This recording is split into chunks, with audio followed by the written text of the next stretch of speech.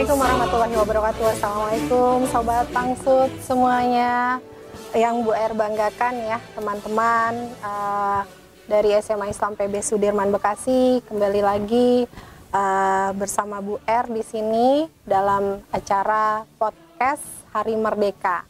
Nah, diskusi santai podcast kali ini membahas pengalaman seru ya. Bagaimana sih semestinya kalangan muda itu merayakan atau menyambut hari kemerdekaan ya. Diskusi kali ini juga dalam rangka memperingati hari kemerdekaan Indonesia yang ke-77 ya teman-teman. Masih juga dalam masa pandemi ya, menuju endemi. Tetap menggunakan masker ya jika memang sedang sakit, kemudian beristirahat di rumah ya. Oke, untuk Sobat Pangsut yang belum bergabung silahkan untuk bergabung dan menyimak diskusi ini, pastinya bisa menemani kegiatan kalian sambil bisa menambah wawasan Sobat Pangsut semua ya. Oke, guest star kita kali ini, tahu nggak ya siapa kira-kira?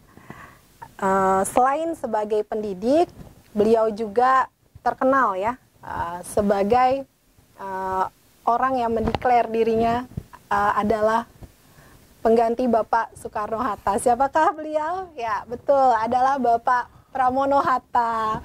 Gimana Pak kabarnya? Sehat Pak Pram? Alhamdulillah sehat. Alhamdulillah. Terima kasih Pak ya sudah berkenan hadir di Bincang-Bincang Podcast TV Pangsut nih Pak.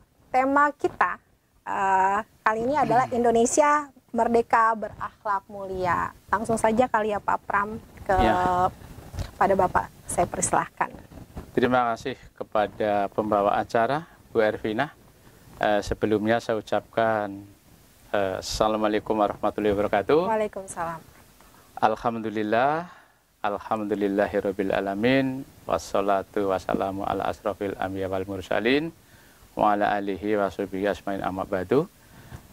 Para pemirsa TV Pangsut yang saya hormati dan juga kepada Bapak Pimpinan SMA Islam PB Sudirman Bekasi, Bapak Dr. Andes Haji Agus Rianto MPD beserta jajarannya, dan juga kepada Bapak Ibu pimpinan yayasan baik perwakilan maupun pusat yang telah memberikan waktu kepada saya untuk berbincang-bincang santai dalam rangka menyongsong ya, karena besok kita peringatan proklamasi, sekarang berarti masih menyongsong ya, dalam rangka menyongsong Hari Kemerdekaan Republik Indonesia yang ke-77. Betul, Pak. Ya, kaitannya dengan berbicara masalah bangsa dan negara, terutama Hari Kemerdekaan, ya. Hari Kemerdekaan Indonesia ini kalau kita bicara dalam ranah bangsa, sebetulnya usia 77 tahun itu untuk ukuran kehidupan suatu negara belum begitu lama ya. Karena didesain negara ini merdeka itu sampai ribuan tahun insya Allah. Sampai hari kiamat tiba lah insya Allah. Amin. Di dalam kehidupan berbangsa dan bernegara ini, sebetulnya kita sudah melewati 3 taraf perjuangan Bu ya. Jadi 2 taraf perjuangan sudah berlalu, 1 taraf perjuangan sedang kita alami ya. Taraf perjuangan yang pertama adalah physical revolution ya, revolusi fisik. Jadi revolusi fisik itu sudah kita lewati di saat kita melakukan perlawanan sejak penjajah itu menginjakkan kaki di bumi Indonesia ini sampai dengan kita memproklamasikan kemerdekaan Indonesia tahun 45. Itu adalah physical revolution. Jadi taraf perjuangan revolusi fisik, revolusi bersenjata yang melibatkan berbagai komponen bangsa ya, dari rakyat jelata sampai pimpinan tertinggi ya, sampai pemimpin masyarakat, terutama yang paling menonjol adalah para ulama ya. Jadi kemerdekaan yang sedang kita nikmati ini, yang insya Allah besok akan kita peringati, itu sebetulnya perjuangan yang sudah memakan waktu yang begitu panjang dengan tenaga yang luar biasa dari semua kalangan ya, yang akhirnya perjuangan fisik itu pada tahun 45 berhasil mengusir penjajah. Itu kategorinya taraf perjuangan fisik ya. Kemudian taraf survival ya, taraf untuk mempertahankan hidup negara yang baru dimerdekakan. Itu berlangsung sejak tahun 45 sampai tahun 50-an. Itu yang disebut dengan perang kemerdekaan. Atau nanti berlanjut sampai berbagai pemberontakan yang kita alami sampai kepada penumpasannya. Itu adalah taraf kedua mempertahankan hidup setelah kita merdeka. Karena banyak negara-negara yang gagal justru setelah merdeka, Bu. Dan alhamdulillah kita setelah merdeka, walaupun banyak sekali tantangan, pemberontakan, rongrongan, pengkhianatan, tetapi itu dikategorikan sebagai taraf survival ya, dan itu sudah berhasil kita lewati. Nah, kemudian setelah taraf itu selesai, kita memasuki taraf investment ya, investasi, pemupukan modal. Untuk apa kita mengadakan pemupukan modal? Karena salah satu tujuan daripada Indonesia Merdeka ini tentu untuk menciptakan masyarakat adil makmur. Masyarakat yang adil dan masyarakat yang adil makmur, adil dalam kemakmuran, makmur dalam keadilan. Itu yang dituju oleh para pejuang, karena sudah ratusan tahun ya kita dijajah, menderita, ya terhina, miskin, melarat, bodoh ya. Nah, setelah Indonesia merdeka, tentu kita ingin membentuk masyarakat yang adil dan makmur. Makmur dalam keadilan, adil dalam kemakmuran. Untuk mencapai masyarakat itu tentu dibutuhkan investasi ya. Investasi itu secara garis besar itu ada 3 ya. Investment human skill ya. Investasi kaitannya dengan keahlian. Kemudian ada material investment, investasi material yang berupa alat-alat, bahan, uang, intinya sumber daya alam lah. Yang ketiga adalah mental investment ya. Investasi atau pemupukan modal mental ini nanti yang akan menentukan. Jadi mungkin poin ketiga ini nanti yang banyak kita bahas ya. Bicara investasi atau pemupukan modal, jadi setelah kita merdeka, ibaratnya kita tidak punya modal apa-apa ya. Sumber daya manusia belum banyak. Mengingat memang selama dalam masa penjajahan memang kita dilarang untuk bersekolah.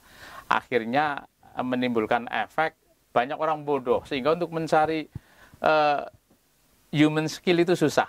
Orang yang punya keahlian itu susah, sehingga setelah kita merdeka itu suatu investasi yang sangat susah sekali ya.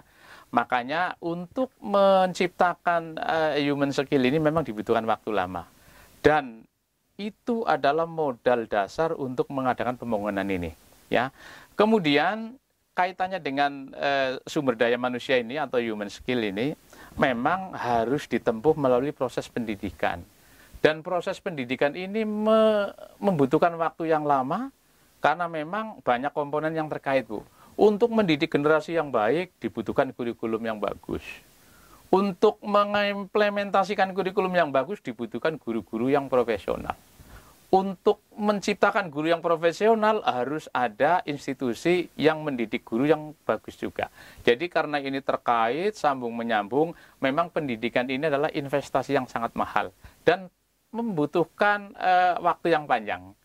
Maka sampai sekarang pun kita masih merasakan bahwa walaupun kita sudah merdeka 77 tahun, masih terasa kurang juga tenaga ahli. Ya, orang pinter banyak, tapi mungkin yang pinter dan ahli memang masih tetap kita butuhkan. Itu yang pertama ya. Maka pemerintah sejak merdeka selalu menggiatkan institusi pendidikan, terutama kejuruan. Kejuruan itu ya mungkin kalau tingkatnya pendidikan atas ya ada SMK, ada STM ya. Kalau yang umum mungkin ada SMA. Itu merupakan salah satu daripada investasi human skill itu. Kemudian material investment ya, pemupukan modal. Modal ini baik berupa alat, uang ya, pokoknya sumber daya manusia alam, sumber daya alam yang kita miliki itu masuk dalam kategori material investment. Karena di dalam membangun negara yang baru kita merdekakan ini selain tenaga terampil juga dibutuhkan modal yang berupa alat-alat, uang, dan sebagainya.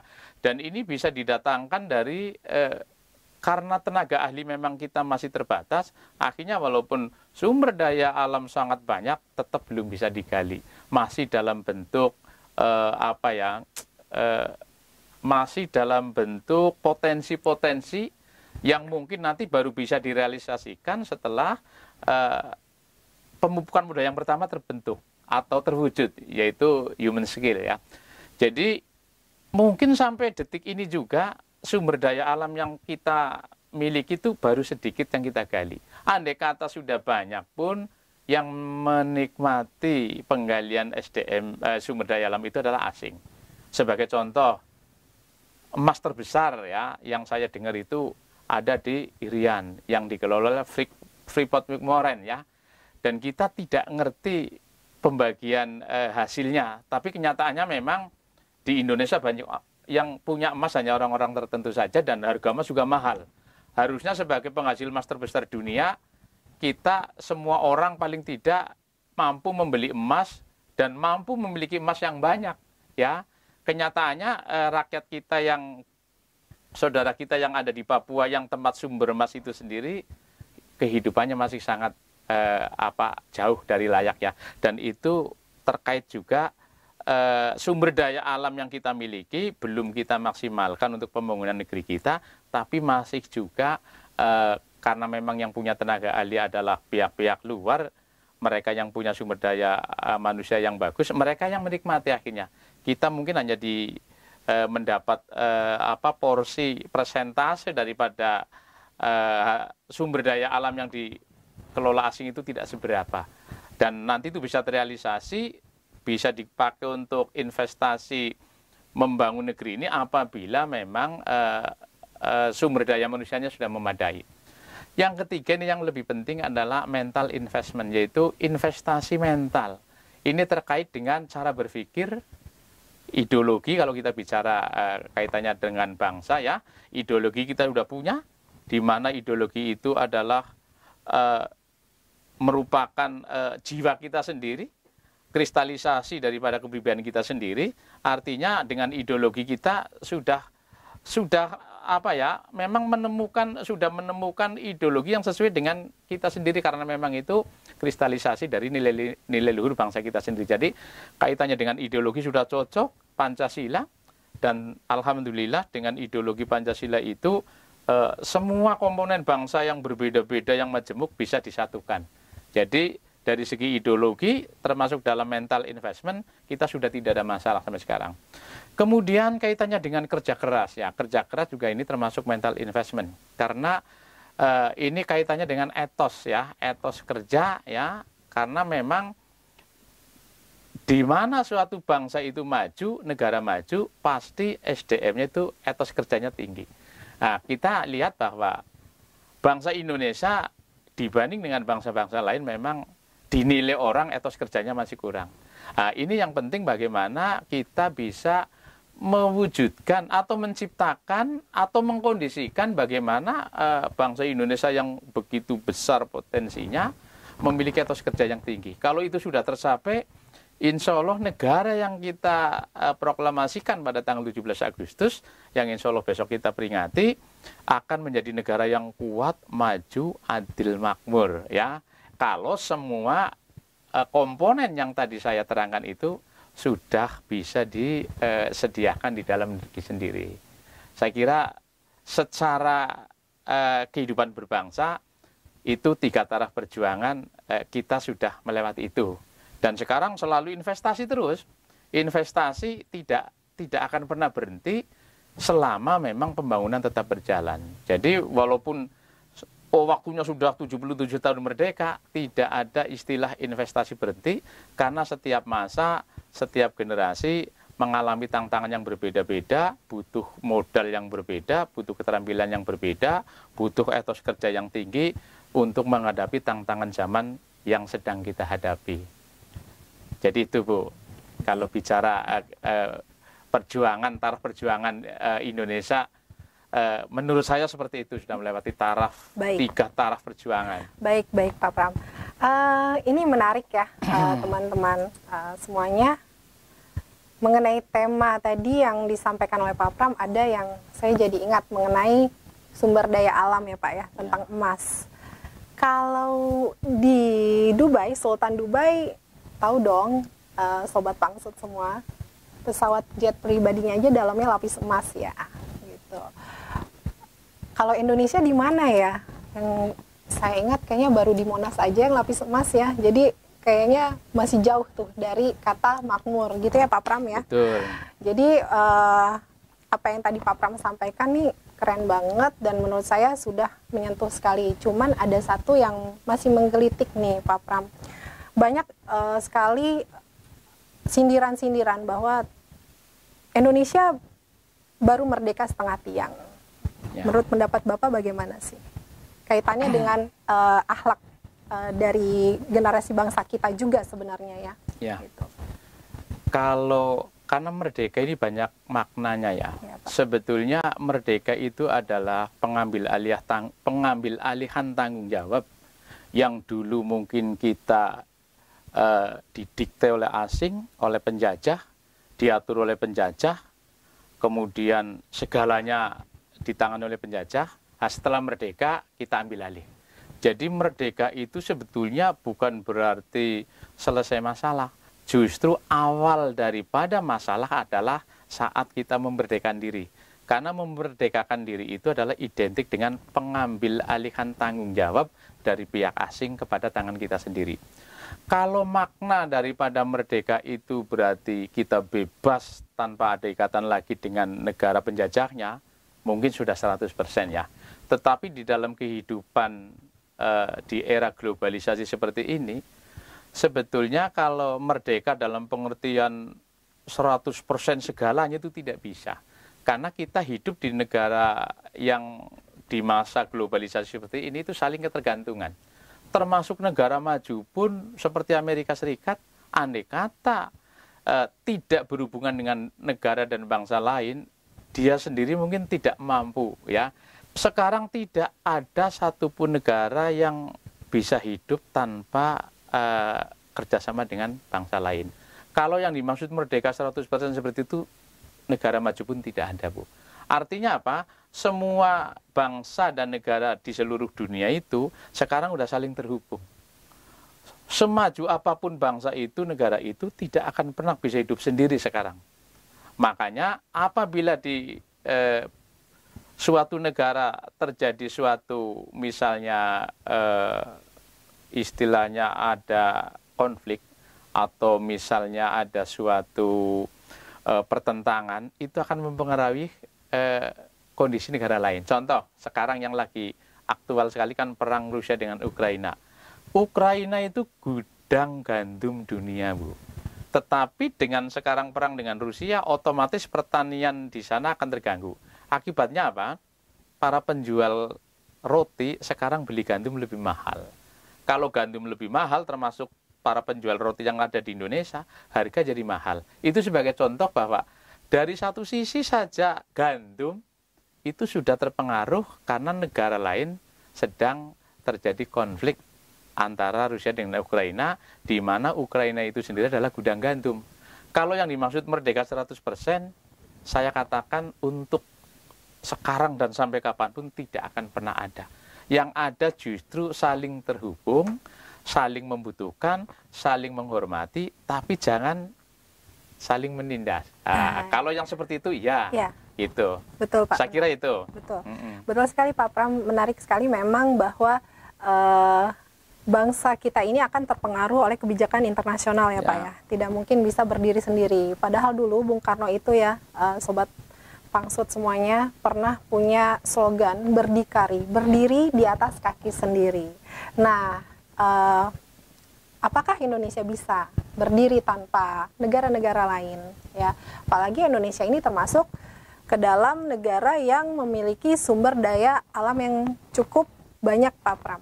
Tapi kenapa gitu ya, pertanyaan kita kenapa tidak bisa seperti negara-negara contoh yang satu rumpun saja ya Sobat, seperti Malaysia misalnya. Kenapa kok kayaknya beda gitu ya, Malaysia dijajah Inggris bisa bahasa Inggris. Nah, kok Sobat Pangsut nggak bisa ya bahasa Belanda, dijajah Belanda kita ya gitu. Itu gimana sih Pak Pram sebenarnya? Ya, jadi latar belakangnya itu memang Inggris itu termasuk negara kapitalis yang setengah royal. Artinya royal sekali enggak, setengah royal. Karena Inggris itu adalah negara yang memiliki berbagai sumber alam untuk industri yang banyak juga. Jadi yang dijajah Inggris, kebebasan dari negara itu tidak terlalu ditekan. Artinya orang Malaysia boleh sekolah, boleh berusaha, dan tidak dimatikan mata pencahariannya. Karena memang Inggris sendiri sifatnya itu asal negeri yang dijajah itu mengakui Inggris sebagai penguasanya, insya Allah udah beres itu. Kalau Belanda sebaliknya, Belanda itu negara miskin, kapitalisnya kapitalis yang sangat pelit sekali. Jadi rakyat Indonesia itu tidak boleh punya ini, tidak boleh usaha itu, tidak boleh memiliki ini itu. Hampir semua sumber daya alam yang dimiliki oleh kita dikeruk semua oleh Belanda, karena memang Belanda negara miskin. Sedangkan kita tidak boleh sama sekali, jangan sampai kita itu pinter, istilahnya begitu. Sebab kalau pinter nanti namanya orang pinter biasanya akan lebih kritis, mengkritisi penjajahnya, dan itu sangat ditekan. Bagaimana supaya kita jangan pinter, nggak disekolahkan. Kemudian kita juga nggak boleh memiliki sesuatu. Intinya kita dibikin miskin, karena dengan miskin biasanya yang dipikirin hanya perut, ya. Jadi tidak mungkin akan protes ini itu, ini itu. Jadi itu banyak aturan dan banyak pembatasan oleh Belanda, tetapi Inggris tidak. Baik, pertanyaan selanjutnya adalah apakah perbedaan itu akan mempengaruhi kepada mentalitas yang nantinya akan berpengaruh juga terhadap akhlak dari generasi kita, Pak? Oh tentu, jadi gini,